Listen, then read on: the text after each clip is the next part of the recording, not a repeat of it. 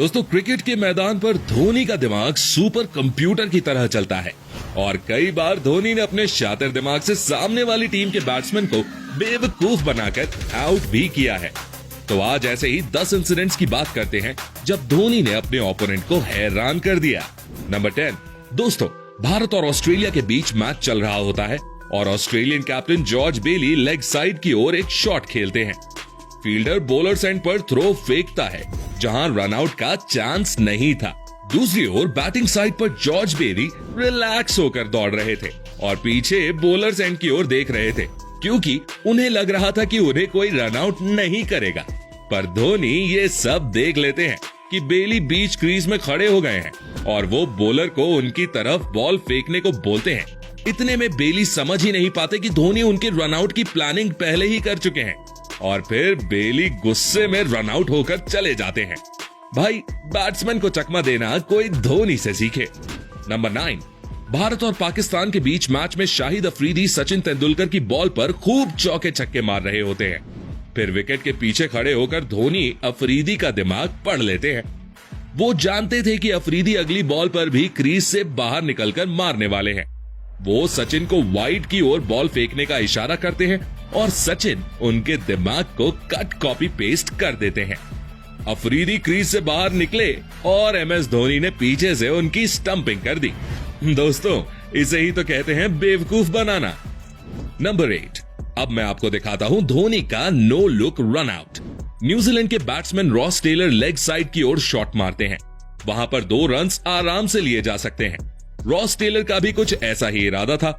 Boundary पर मौजूद fielder ball को वापस फेंकता है। रॉस टेलर क्रीज से कुछ इंचेस दूर थे और धोनी के पास रन आउट करने के लिए बिल्कुल भी समय नहीं था। अगर वो बॉल पकड़ने के बाद मुड़कर स्टंप पर मारते तो शायद रॉस टेलर डाइव मार देते। इसीलिए वो बिना देखे ही बॉल को स्टंप की ओर ड्रैग कर देते हैं और बॉल जाकर सीधे स्टंप्स पर लगती है। रॉस टेलर सोच भी नहीं सकते थे कि उनके साथ कुछ ऐसा भी खेल हो सकता है, पर धोनी के दिमाग के सामने उनकी एक न चली।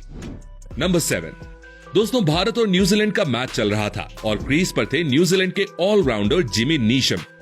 केदार जाधव की एक बॉल पर नीशम स्वीप लगाने की कोशिश करते हैं, पर बॉल उनके पैड से टकराकर धोनी के पास पहुंच जाती है। इंडिया के सभी प्लेयर्स अंपायर से एलबीडब्ल्यू की अपील करते हैं और इतने में धोनी जल्दी से बॉल उठाकर स्टंप्स पर दे मारते हैं और नीशम रन आउट हो जाते हैं।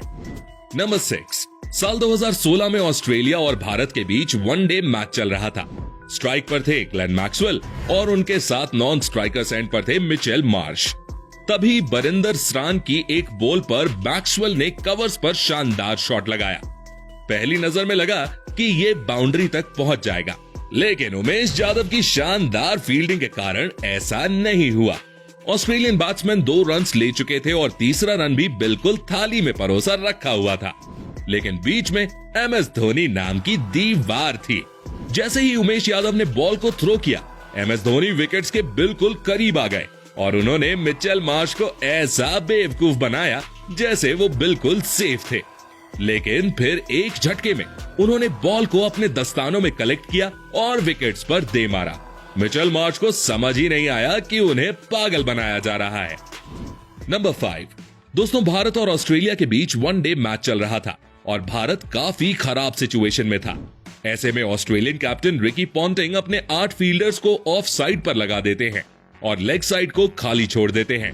उन्होंने सोचा था कि bowler Mitchell Johnson of side पर बॉल फेंकेंगे और एमएस धोनी ऑफ साइड पर मारने पर मजबूर हो जाएंगे, पर धोनी ऑफ स्टंप पर आकर बॉल को धीरे से लेग साइड की ओर मार देते हैं।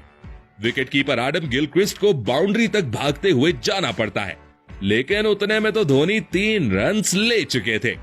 इस तरह धोनी ने पॉन्टिंग की फील्ड का मजाक बना दिया। नंबर 4। दोस्तों, इस इंसिडेंट को देखने के बाद पता चलता है कि धोनी विकेट के बीच कितना तेज भागते हैं। इंग्लैंड के खिलाफ धोनी के पैड से लगकर ball wicket keeper Jerin Jones के पास जाती है और वो उसे स्टंप पर मार देते हैं, पर धोनी तब तक क्रीज पर आ चुके थे। अब विकेट कीपर थोड़े कंफर्टेबल से हो जाते हैं और इसी बात का फायदा उठाते हुए धोनी के रन ले लेते हैं। इतने में धोनी देखते हैं कि विकेट कीपर अभी भी कोई एक्शन नहीं ले रहा है, तो वो दूसरा भी भाग जाते हैं। वो कहते हैं सावधानी हटी दुर्घटना घटी।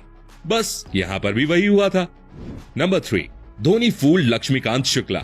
दोस्तों ये वाला इंसिडेंट साल 2008 के सीएसके और केकेआर के एक मैच का है। लास्ट ओवर की 5th बॉल पर जब जोगिंदर सिंह लक्ष्मी रतन शुक्ला को एक यॉर्कर फेंकते हैं जिसे वो मिस कर देते हैं। अब शुक्ला जी तो क्रीज में ही खड़े रहते हैं, पर नॉन स्ट्राइकर सेंट पर खड़े ईशांत शर्मा एक रन की तलाश में भागकर काफी आगे निकल जाते हैं। धोनी बॉल को नॉन स्ट्राइकर सेंट पर खड़े बॉलर जोगिंदर सिंह की ओर फेंकते हैं, पर उन्हें बॉल को स्टंप्स पर हिट करने से मना कर देते हैं। इस दौरान लक्ष्मी रतन शुक्ला और ईशांत शर्मा के बीच क्रीज क्रॉस हो जाती है। वो जोगिंदर को इशारा करते हैं कि अब वो बॉल को स्टंप्स पर हिट कर दें और ईशांत शर्मा की जगह शुक्ला जी आउट हो जाते हैं। भाई सच में गजब का काटा शुक्ला जी का तो। नंबर 2, दोस्तों भारत और न्यूजीलैंड का मैच चल रहा था और भारत की ओर से युवराज सिंह बॉलिंग कर रहे थे। तभी एक बॉल जेकब ओराम के पैड पर लगते हुए हवा में उछलती है और धोनी के हाथ में जाती है। जेकब ओराम को समझ ही नहीं आता कि बॉल गई कहां। फिर क्या था, वो बिना कुछ सोचे समझे अपनी क्रीज से बाहर निकलते हैं और इतने ही धोनी उनकी स्टंपिंग कर देते हैं। जितने में ओराम समझ पाते कि उनके साथ हुआ क्या है, उनकी वापसी की टिकट धोनी काट चुके थे। नंबर 1, दोस्तों वेस्ट इंडीज के कीरन पोलार्ड वो प्लेयर हैं जिनसे मैदान पर कोई भी उलझना नहीं चाहता, पर धोनी के सामने पोलार्ड भी फेल हैं। भारत और वेस्ट इंडीज के बीच एक मैच के दौरान जब विराट स्ट्रेट की ओर शॉट लगाते हैं तो बॉल सीधे पोलार्ड के पास जाती है। इतने में विराट और धोनी एक रन ले चुके थे।